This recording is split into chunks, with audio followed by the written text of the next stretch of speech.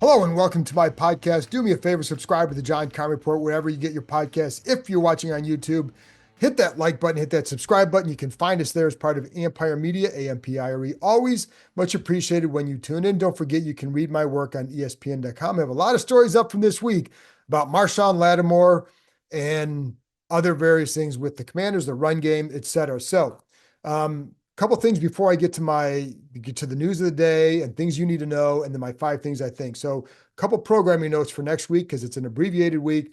We'll have the game review, or excuse me, of the game coverage after the Commanders play the Steelers on Sunday. Then Bram and I will do the live stream Tuesday night at 7:30 Eastern time. I'll have hopefully have an Eagles reporter on, hopefully Tim McManus who covers them for ESPN. And I'll have my 5 things I think. Maybe something else, but that's a lot for an abbreviated period. So anyways, just wanted to pass that along. Also for you club members, thank you to all the gold members who joined on the live on our private Zoom on Thursday. Had a bunch of them there. It was really great to see everybody. And if you want to become a gold member, go to the Ampire Media YouTube page, see the word join, click on there, go from there. Also had a couple club member podcasts about, if you haven't checked them out, you club members go up there and check it out. Some stuff on just some leadership aspects of the whole Marshon Lattimore trade, and as well as some Dan Quinn, another one on Dan Quinn. So anyways, check all that out. Now let's get to the news. Let's get to the 5 things I think. First, the news, and by now you probably know that Brian Robinson won't play and Marshon Lattimore won't play. So Lattimore, you kind of figure, because he didn't practice all week, has the hamstring injury. Don't know when he's going to be back out there. Short week next week. I don't know that I would see them doing that, but I don't know. They're not saying, and it's really not clear when he might be back out there. What I did see him do on Friday is working on a field away from everybody else, just with the trainers, and doing a lot of, there's agility work. I believe he did some running, doing some stuff where basically has a rope to his waist, and doing some, basically focusing on high knee steps, right? And then sometimes chopping his feet and then chopping him kind of half go and then boom, boom, boom, boom, boom, boom. So that's what I saw him doing. So it's good to see him working. He is out there working. That's a good sign. Brian Robinson was not on the field Friday, did go limited on Wednesday and Thursday. But for Lattimore, don't know yet. And for Robinson, again, he's out as well. Austin Seibert dealing with a hip issue. They did sign kicker Zane Gonzalez to the practice squad. I was told it was as an insurance policy. We'll find out later on Saturday what that could mean if they elevate Gonzalez off the practice squad or not. If they don't elevate him, then Seibert's in good shape. And then also, what do they do to replace Robinson this week? So the rule is you can be elevated off the practice squad 3 times. So if you do that, if you want to bring up Chris Rodriguez, he's coming off a good game. I think he'd be the guy you want to bring up. He's got the experience. If you do that, you then have to cut somebody or put somebody on IR. Keep in mind that Colson Yankoff was already ruled out for this game because of a hamstring injury. It's possible that you could put him on IR. He hasn't really, you could do that if you want to do that short-term IR, and then you could elevate Rodriguez. The other option would be to elevate Rodriguez and cut somebody else, or elevate Michael Wiley. I think given Rodriguez's experience, you'd want to elevate him. So anyways, just something to watch for on Saturday for sure. So, man, this is a fun matchup. I think if you're going to this game, it should be a fun one. I do expect a lot of Steelers fans there. I'm sure when this game came out, they bought a lot of tickets. So I do expect Pittsburgh to have a pretty strong showing, but I do think it's going to be a very fun atmosphere. And I also think that in the future, you'll see less and less opposing fans there, because this year is going to really, I think, allow ticket sales to be aggressively sold to the home fans, right? I did think more season ticket sales will be sold, just going to fill it up differently. I think you're going to get back to what it was at some point in the near future. Anyways, but it is going to be a fun game. And I think these are 2 good teams. It's not a fluke team over here, and it's certainly not a fluke team over there. So 2 good teams. And so let's get to the 5 things I think. Speaking of that game, I think we are way beyond the measuring sticks games for Washington. Doesn't mean you don't learn something about a team every week, but if you're not convinced by now that this is a good team, then I'm not sure what's going to convince you. So if they go out and win, they go out and lose, whatever they do, I still think they're a good team. I still like where they're headed, not only in the future, but this year. So And I think, it's a little bit of a cliche with that. I just think this is a good team. And so, I learn something about this team every week, and you learn something Sunday but I, I know they're going to compete. I know they're going to be physical and play hard. This is who they are. Like they talk about creating identity. That's it. And what helps make that? Well, obviously Dan Quinn and his assistant coaches set that tone, right? Quinn sets a tone for the building. The assistant coaches carry it out, but you also get players in there who do it as well. So you get guys like Jaden Daniels, who eats, breathes, sleeps football, right? That's what he does. Guys who really like to play. And it's funny to say how important it is to have a lot of guys in key spots, especially who just love competing, who love football. You do not always get that, but you have it, I think, with this group. I mean, and it's not always the big name guys like Bobby Wagner, that. Terry McLaurin, that, right? But it's also guys like De'Ami Brown. And he plays special teams. You don't play special teams at this point and contribute. I mean, you do it to stay in the league, but you got to love the game too. But I also think for him, it's how you contribute and when. And the third down catch he had last week and the stiff arm on there, that was a big play. But I think the other part for De'Ami Brown is on those little tunnel screens and just how hard you have to play to get yards on those plays, right? So, and it's funny because I talked to him about that recently, and that's not something he had to do in college. That's new to him in the NFL. I know when he came to the NFL, one of the things they liked is that they felt like he could take some slant passes and break them and get some long gains. Well, that's what he's starting to do on these particular routes. And it's funny because he's watched other guys take that same route to the house. He feels like he's close to doing that as well. They set it up well, but I also think it takes a strong mentality to carry that out. You got to have some toughness as a receiver to do that. This team has a lot of guys like that. And then I look at, other guys like you go in the locker room and Derek Forrest, guy's not playing. But when you see him in the locker room, he's not hanging his head. He's not doing anything. You see him in his locker, hey, how you doing? I'm good, man. I'm good. And so I think when you have guys like that who have a good attitude about it, even if it's not going well for them, I mean, it's got to be hard for that guy to not be out there. Guy likes to play football, but he's not a problem here. And we've certainly seen that. Jeremy Reeves, guys like that. Again, Terry Wagner, like all those guys. I think the more guys you have like that, the better off you are. And I think it leads to a certain mentality on your team. But then you also have the tough guys, the Sandra Stills and all that, who are just, Luvu. I mean, there's just a lot of guys that have a certain mentality that I think really lends itself to having this kind of a team. So it allows you to play that tough, physical, smart style that makes a difference in tight games, because there are games, that Giants game, like in the past, there could have certainly been moments where they don't finish that game. Like they finished that game well. The Giants went down and scored. They were out of it the whole game. They go down and score.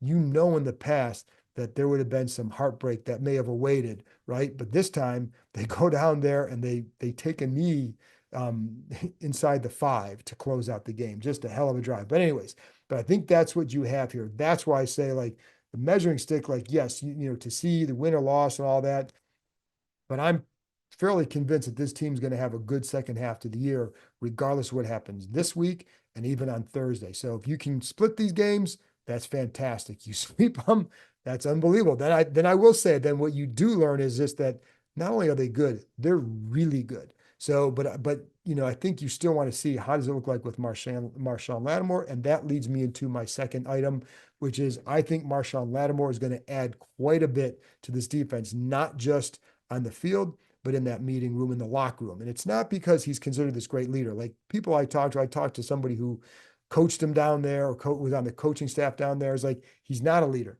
but you do learn from guys like that. So you can be, just like, how does this guy approach it? What's his approach to this? How does he handle a situation? Like, you now have guys like Benjamin St-Juste, all those guys, Mike Samuelstill, Emmanuel Forbes, are going to watch how this guy operates, because this guy's a 4-time Pro Bowler. They haven't had anybody like that here in a long time. So yeah, on the first day he was out here, we're watching him with Benjamin St-Juste. They're just it looks like he's teaching him some things, but really what they were really doing was going, and I put this video up on the site here too, but really what they're doing is kind of going over what their respective techniques are. And then you see Jason Simmons, the defensive back coach, who's working with them, talking about some things, but it will help because you can't have like Lattimore's got the knowledge of what he does because what he does has worked. Now he's got different skill, but what he has done works. So these guys can learn from that. But it's also getting a dog in the room. Like he's talking to one player, like they don't have a guy like that in that room who's just got that. And it's funny because everybody describes him that way. And what does that mean? Well, it's an intense competitor to me, and a guy who doesn't back down, and a guy who's going to get up in your face and like, okay, you got me, I'm getting you now. You think you're the best guy, I'm taking you. Like you want guys like that in the room. And that's what they have. And it allows others to go play their more natural spots, allows the defense to mix and match. If you don't think that St. Juice is the best matchup on, the other number two on the other side, you can put Samuelstill on them. You can, if you think Samuelstill and Igbenogany are better, and then with Lattimore, obviously Igbenogany inside and Samuelstill and Lattimore outside, you can do that too. So it just allows you to mix and match a lot more. But I think the dog in the room is a big deal because you always want to have some attitude in there, and it's good attitude. It's because it's what you want. So I think that's very important. And then as a player, just on the field, it's funny because this guy, when you talk to people, like one of the things he does a really good job reading the release of a receiver, does a good job reading the pattern concept. So if it's a 2x2, it's a 3x1, he knows what he's probably going to get, and that allows him to play better. And also, as one player told me, he's a better athlete than most of the wide receivers he's going to face. Again, you haven't really had that in a while here. I mean, D'Angelo Hall was a good athlete, but to me, you go way back to Champ Bailey before you got that kind of a corner with that kind of a potential. So, and again, the big question for him is stay healthy. Can you be healthy? Plus, the other key here, he's 6 foot, so he's got he's good size for a corner, good length, and he's fast. So he's got that recovery. He's got good hips. So, like for example, I actually was talking to Terry McLaurin about this because he faced him, first of all, in college. He went to Ohio State, so he played him all the time in practice, but also against New Orleans a couple of years ago. And he said there were times where he was open, but if the ball is not thrown on time, it's not going to matter. So you have to play with really good timing and rhythm if you want to complete some throws on him. And you're going to, obviously, every corner is going to get beaten sometimes, and every corner is going to give up a play. I remember Champ Bailey one game when they played the Giants, and I think it was Amani Toomer, shut him down all game, gives up one catch. It was a touchdown, and that's the play that people remember, but he shut him down the rest of the game. Shut him down. So you're going to give up something, right? But what he does is he makes it hard on the quarterback. He forces that timing, as McLaurin said, to be perfect. That's a big deal. And he loves that challenge. And again, Terry said, I bet you he still doesn't like Mike Evans.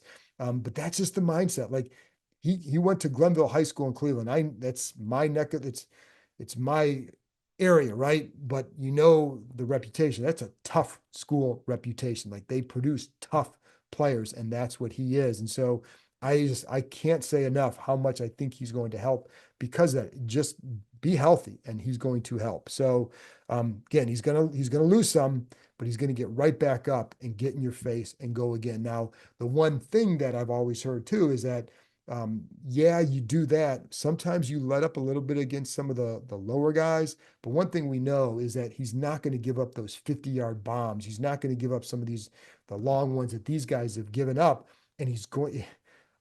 Listen, man, I talked to some of the defensive linemen about this week, and you should see the smiles on their face. Like you talk to, guys like Dorrance Armstrong or Johnny Newton, like they get smiles on their face when you talk to them about this because, and there are coaches too, because I know I've had the conversations and you see there's a twinkle in their eye when they talk about like just that extra half second to get home.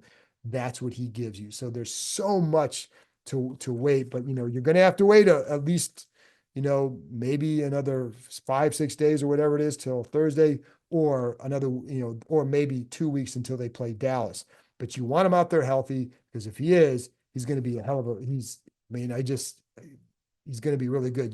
That's hamstring, man. Those things are tough, but looked like he was doing okay out there today, or as I record this on Friday.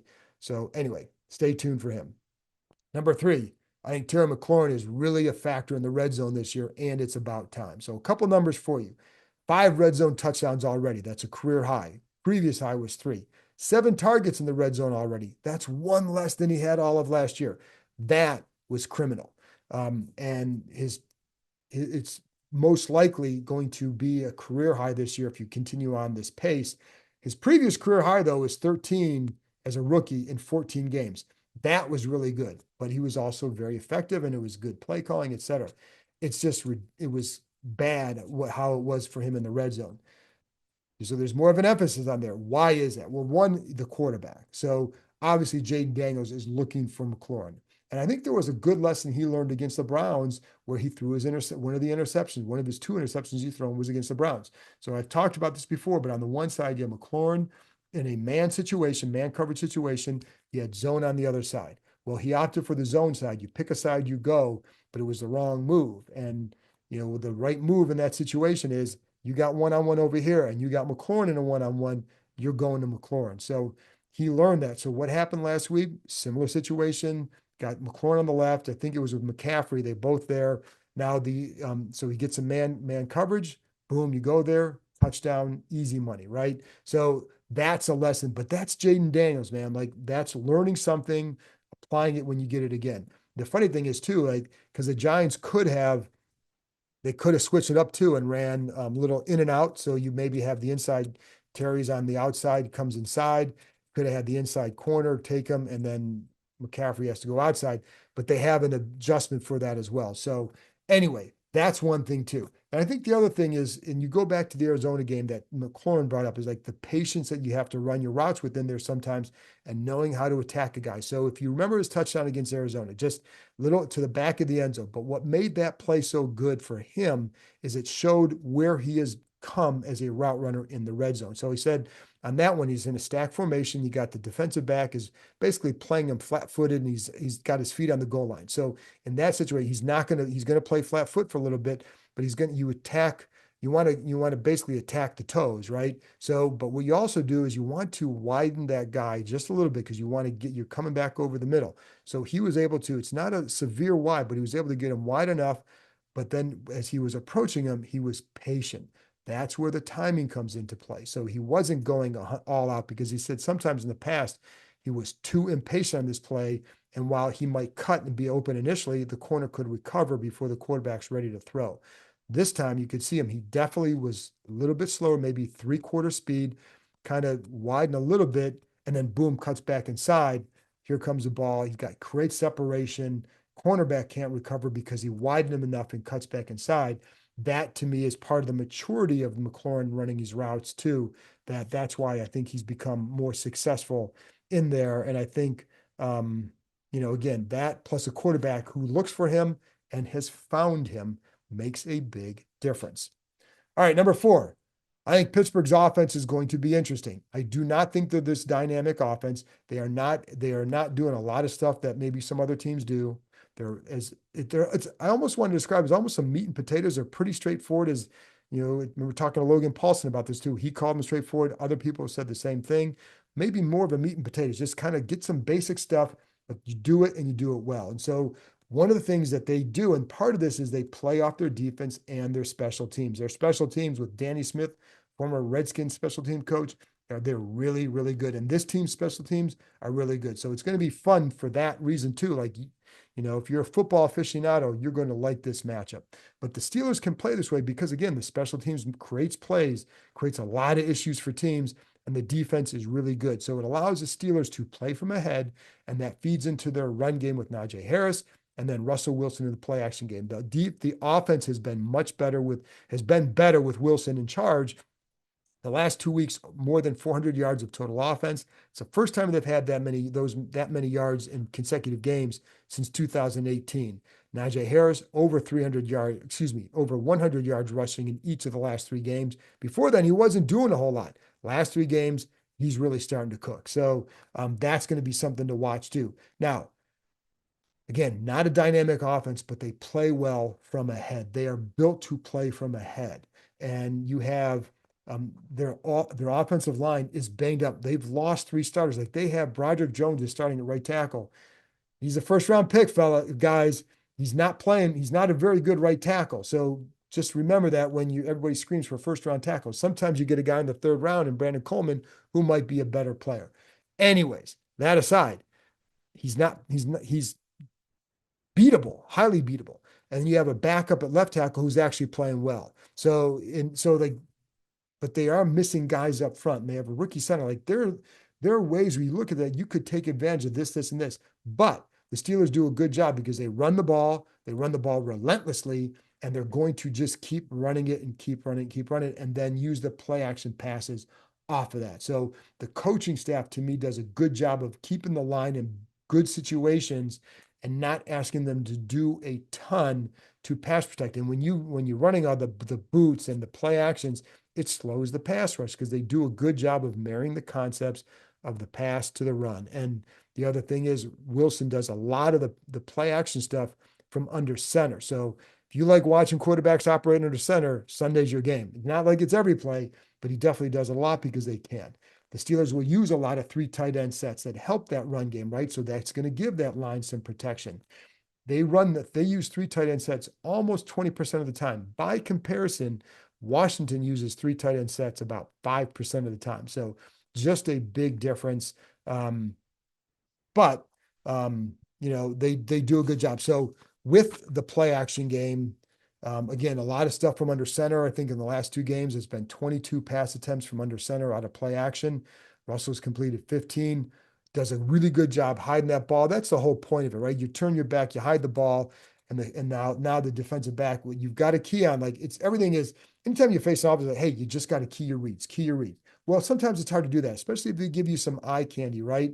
Or if especially you're not sure. And so you'll see, like, for example, during the Panthers game, there's a play where Quan Martin reads your key. So he reads a tight end over here, a tight end and the tackle both start to block down. So he's assuming a run. So he starts coming up. They send a backside guy behind him, boom, big play, and there you go. So that's stuff you have to, you really have to be focused on the right reads as well. So that, because obviously you don't want that to happen, because Russell Wilson will take shots. He does throw the ball deep. He's a good deep ball thrower.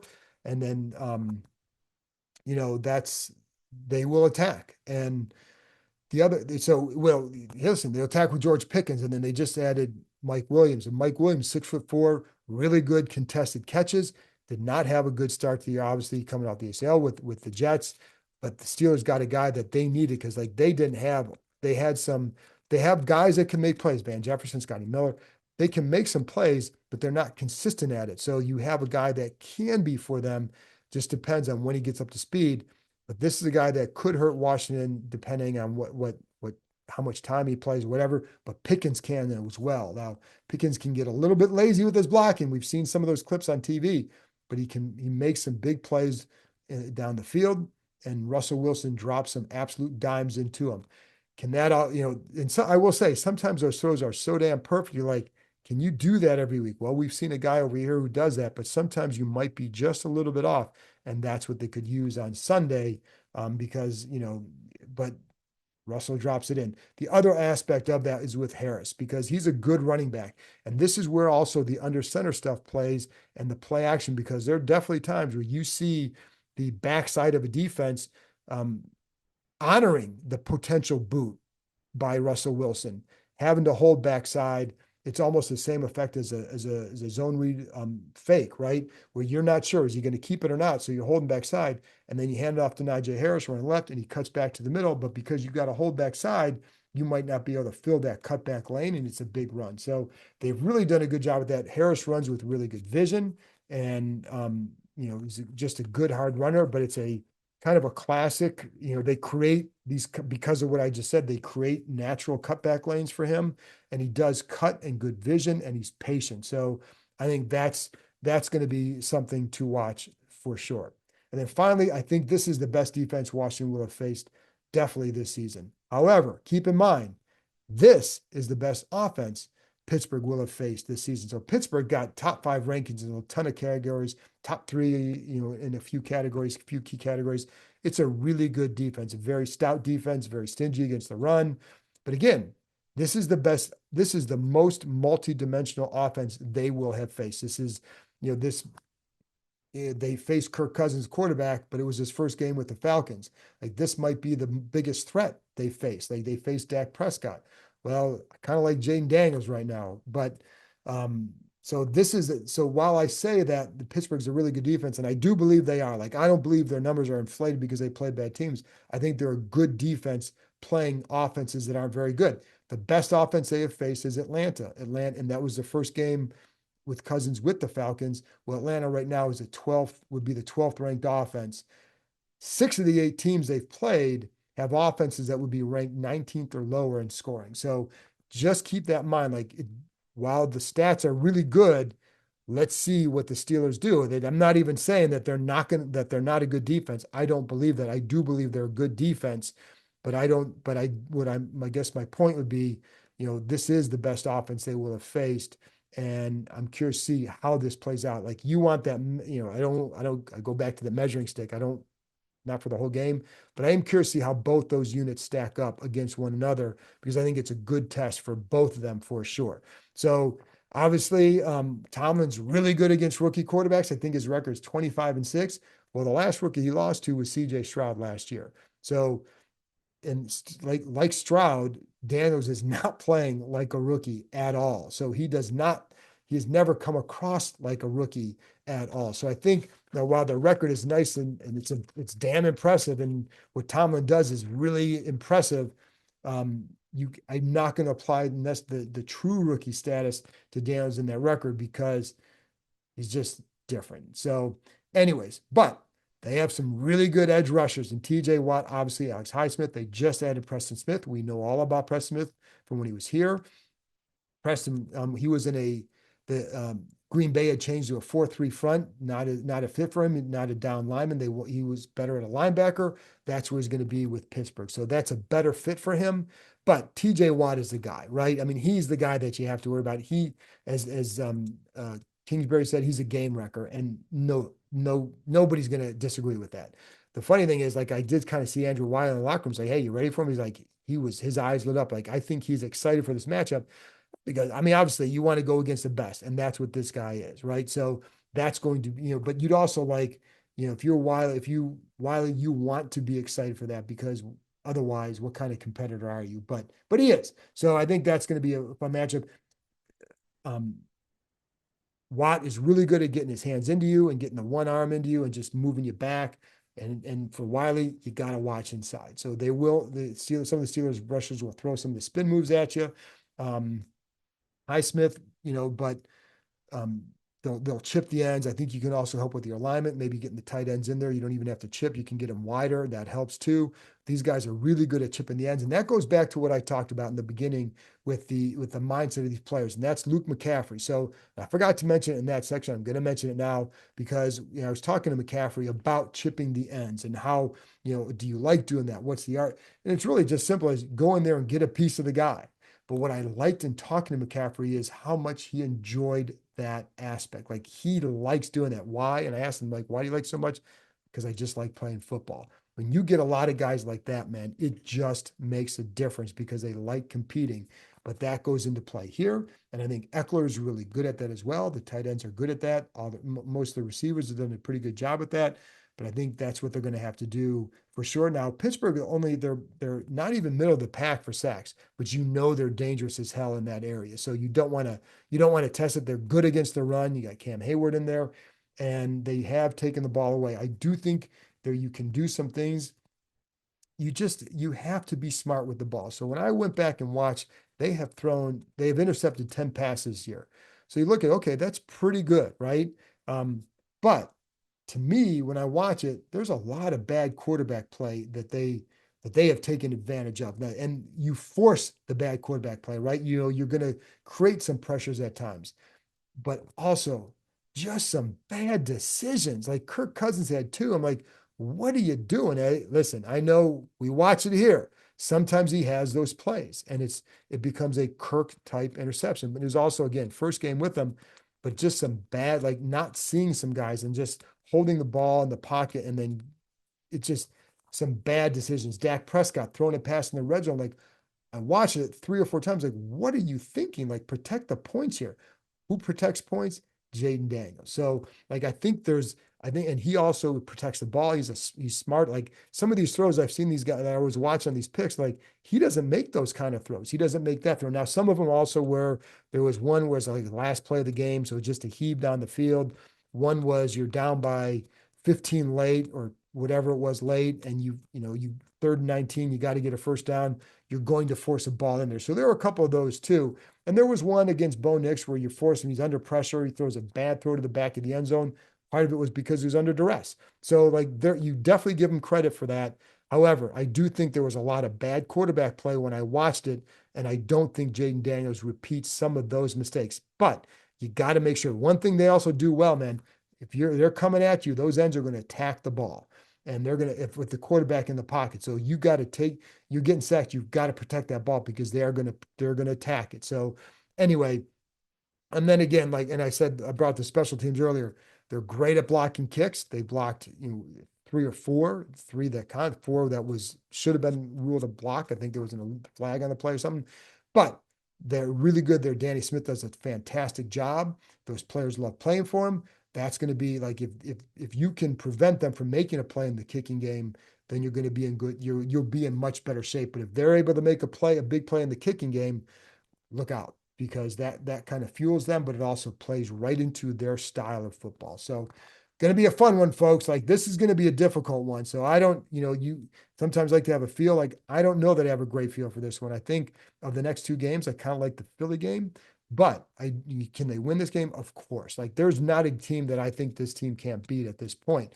So it's just a matter of, can you get a lead? Can you force Pittsburgh's offense to play in a different style than they've been accustomed to? They're playing from ahead a lot, right? So can you get them to play from behind? Change their style a little bit, get them in the gun more and have to operate that way, taking away some of those play actions, the boots, take away some of that run game. Can you do that? Can you get something early in the game to get you going? Because if you do, you can have a good game, and it's going to be a fun one. Can't wait for it.